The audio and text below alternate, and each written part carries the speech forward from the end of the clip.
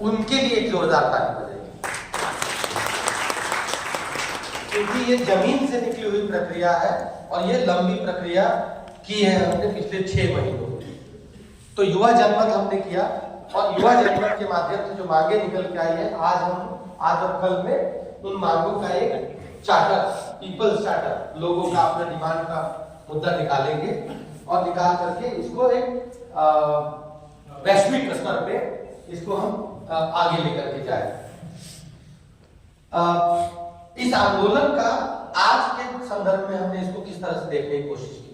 पहली चीज कि अगर ये पहले भी और जैसे भी था कि ये ज्यादातर ऑक्सफैम के साथियों के साथ रहता था, ऑक्सफैम चूंकि इसको लीड करता था, तो अब वो नहीं है, बंद हो चुका है, या जो भी प्रक्रिया आप लोग जान रहे हो खत्म हो चुका है, तो उनके ही साथी रहा करते थे। हमारी एक बहुत स्ट्रॉन्ग सजेशन थी कि ऐसे आंदोलनों को किसी एक फंडिंग एजेंसी के माध्यम से न चलाएं।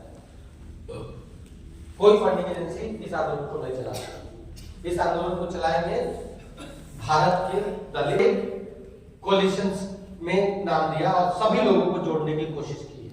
आज यहाँ उपस्थित जितने लोग भी हैं वो दलित हैं, आदिवासी हैं, मुस्लिम्स हैं, नोमैडिक ट्राइब के लोग हैं, मजदूर संगठन है, महिला संगठन के लोग हैं और सारे के सारे लोग संगठन से ही जुड़े हुए लोग या यूनियन से जुड़े हुए लोग हैं या उनके साथ कोई संगठन काम कर रहा है तो वो संगठन आपके साथ आया होगा यहाँ पर, या आज यहाँ पे हमने किसी भी राष्ट्रीय स्तर के जो हमारे प्रतिनिधि हैं, लीडर हैं, उनको कहा है कि आप इस आंदोलन को लोगों के पास रहने दीजिए।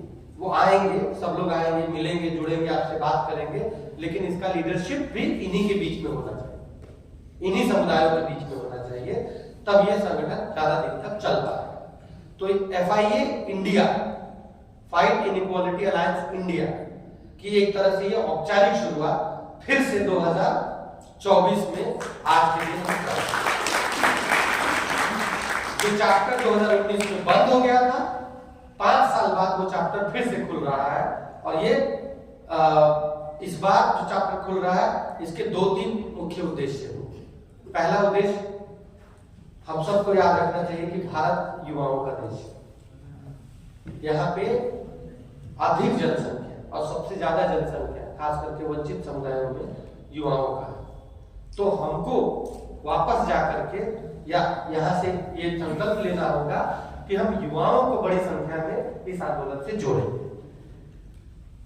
युवाओं की बात करते हैं तो मैं बोलता हूं कि जनरेशन जेड, आप लोगों अगर युवाओं के विकास की भाषा में बात करेंगे तो X, Y, Z, alpha, beta, शायद नहीं पता होगा, ये प्रक्रिया है।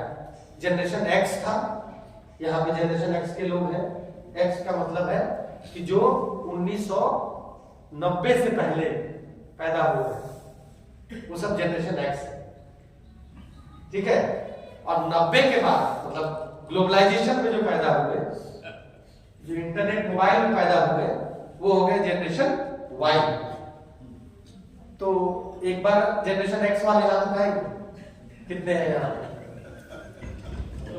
जनरेशन X है। हाँ, मैं बताऊंगा इसका मतलब क्या है। X वाले हैं, ठीक है। हम हाथ उठा रहे हैं लेकिन हम 16 प्लस हैं। अच्छा, ठीक है, 16 प्लस है। नहीं, युवा दिल से हो सकते हैं, लेकिन विकास की भाषा में बात कर रहे हैं कि जनरेशन X आप लोग हैं, हाथ नीचे कर दीजिए। एक बार जनरेशन Y जो 90 के बाद पैदा हुआ है, जनरेशन Y, देखिए 1 2 3 4 5 80 X कब उठा है? अरे फिर से एक बार जनरेशन X हाथ उठाइए। 90 से पहले, 90 से पहले बहुत सारे लोग होंगे। X, हाँ, जनरेशन X। आप बनाइए जनरेशन Y, 90 के बाद जो मोबाइल, इंटरनेट, ग्लोबलाइजेशन की दुनिया में पैदा हुए थे। 90 नहीं, ठीक है। अच्छा, जनरेशन Z जो 2000 के बाद आया, जनरेशन Z है, देखिए, हाँ, YZ एक साथ हो गया। अच्छा, अब जनरेशन अल्फा आ गया। अल्फा जनरेशन कोई है यहाँ? हाँ 10 के बाद कोई नहीं, और अल्फा बीटा भी आ चुका है। क्या अंतर है इस X Y Z alpha beta में, क्या अंतर है ये समझ। जो आज की सरकार है ना, वो सारा गेम जेड और अल्फा के साथ खेल रही है। वो ज्यादा गेम क्यों खेल रही है?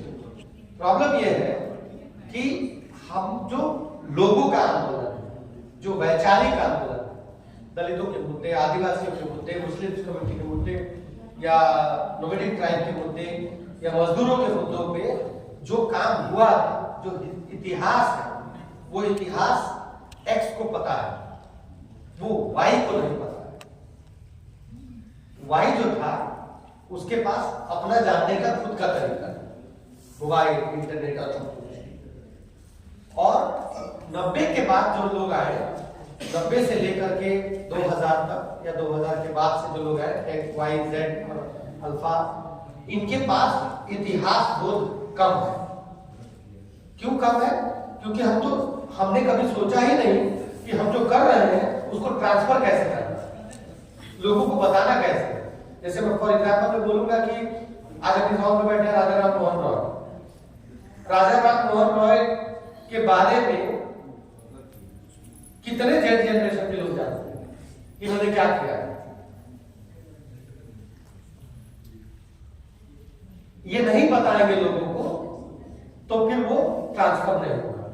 अम्बेडकर के बारे में, फूले के बारे में, सावित्रीबाई फूले के बारे में, या कोई और समुदाय के जो मुद्दे रहे, उन मुद्दों का ट्रांसफर नहीं हुआ। तो ट्रांसफर नहीं हुआ तो जेड जनरेशन जो था उसको लगा कि दुनिया अभी अभी बन रही है, हम ही लोगों ने बना, अब पहले बनी नहीं। और जेड जनरेशन को लगा कि सब कुछ डाउनलोड होता है, जेड जनरेशन को लगता है कि सब कुछ डाउनलोड होता है, तो वो इंटरनेट पे डाउनलोड कर लेता है, ठीक है, व्हाट्सएप पे डाउनलोड कर लेता है। उसको ये पता ही नहीं है कि हम डाउनलोड नहीं हुए, एक प्रक्रिया से आगे आए। तो ये प्रक्रिया वो भूल गए और वो प्रक्रिया को जिंदा रखना पड़ेगा। तो वो जिंदा रखने का एक प्रक्रिया हमको फिर से करना पड़ेगा हम सब, क्योंकि हम जानते हैं कि गैर बराबरी और भेदभाव न मेरे जीवन काल में खत्म होने वाला है, न आपके जीवन काल में खत्म होने वाला है। क्योंकि जो संरचना है समाज की वो ऐसी बनी हुई है कि वो लगातार बढ़ती ही जाएगी, कम नहीं होने वाली।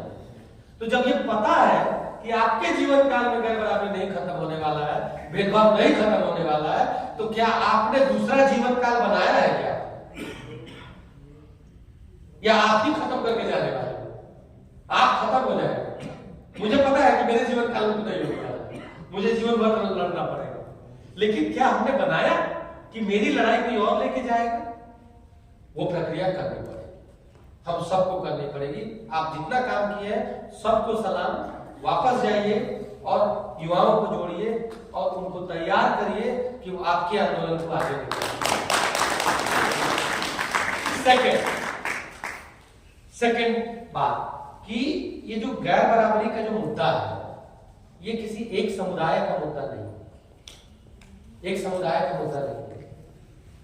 कोई दलित है, वो कहते हैं कि हम हमारे साथ सबसे ज्यादा भेदभाव होता है। कोई नोमैडिक ट्राइब है, वो कहेंगे हमारे साथ सबसे ज्यादा होता है। मजदूर कहेंगे हमारे सबसे ज्यादा होता है। और ये सबसे ज्यादा के चक्कर में क्या होता है कि पहचान आधारित आंदोलन बहुत बने हुए हैं, ये सब आंदोलन एक साथ नहीं आता।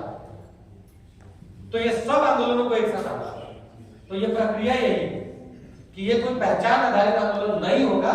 हम सब मिलकर के इसको एक रेनबो कोलिशन बनाएंगे, जिसमें दलित, आदिवासी, मुस्लिम, नोमैडिक ट्राइब, मजदूर, एलजीबीटी और जितने भी वंचित वर्ग के लोग हैं वो एक होंगे। कभी एक नारा दिया गया था कि दुनिया के सारे मजदूरों एक हो, वो नारा हम बदल रहे हैं, हम कह रहे दुनिया के सारे वंचितों एक हो जाए। और जब सारे वंचित एक हो जाएंगे तब हम नीति निर्माण की प्रक्रिया को बदल पाएंगे। तो ये प्रक्रिया एफआईए की यही है कि क्या हम आ सकते हैं एक छत के नीचे एक बात के लिए? क्या हमारा कॉमन एजेंडा हो सकता है कि दलित, आदिवासी, मुस्लिम, नोमैडिक ट्राइब, मजदूर, महिला, वंचित सारे लोगों का एक मुद्दा हो सकता है, हो सकता है भेदभाव, ये सबके साथ हो। और इस मुद्दे को हम इस कोलिशन को हम रेनबो कोलिशन बोलते हैं कि ये इंद्रधनुषी संगठन है, इसमें सबका स्वागत है, जो भी वंचित है वो आ सकता है और जितने वंचित लोग हैं सब इकट्ठा होने की कोशिश कर सकते हैं इस आंदोलन में। तीसरा, यह आंदोलन किसी एक संगठन का नहीं, किसी एक एजेंसी का नहीं, किसी एक व्यक्ति का नहीं, यह हम सबका है। तो यह हम सबका है, कैसे पता चलेगा हम सबका है? हम सब मिलकर चलेंगे। 21 राज्य के लोग आए हुए, 21 राज्य के लोग आए, स्टीयरिंग कमेटी के मेंबर बने और 21 राज्य के लोग मिलकर तय करें कि भारत में क्या करना है। कोई एक व्यक्ति नहीं करे। तो यहाँ पे ये सामूहिक प्रयास होगा हमारा, सब मिलकर के प्रयास करेंगे।